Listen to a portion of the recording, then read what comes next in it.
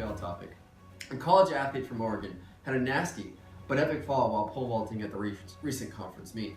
Yes, this fall was something else. She seemed to have hurt her right hand and arm, all the way from her phalanges to the clavicle, including her metacarpals, carpals in her hand, to her ulna, radius, olecranium, and humerus in her arm.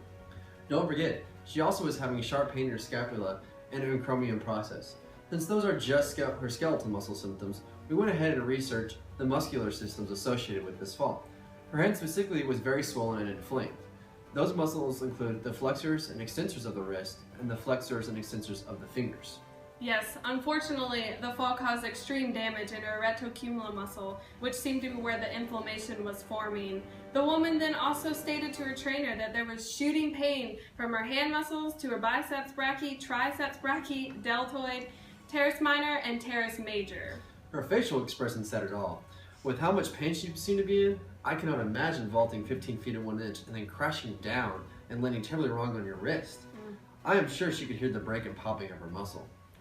The coach was behind the mat watching this athlete vault and saw the whole fall before his eyes. He wanted to run and attempt to help her, but by the time he realized just how far she was really landing from the mat, it was too late. We tried to speak more with the coach, but that was all he could tell us.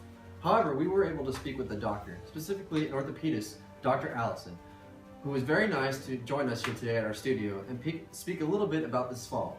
Dr. Allison got her PhD in biochemistry from St. John's Medical School and had always had an interest in becoming a chiropractor. After that, she went on specializing in orthopedic surgery. How are you today, Dr. Allison? I'm great, Ryan. Thanks for inviting me.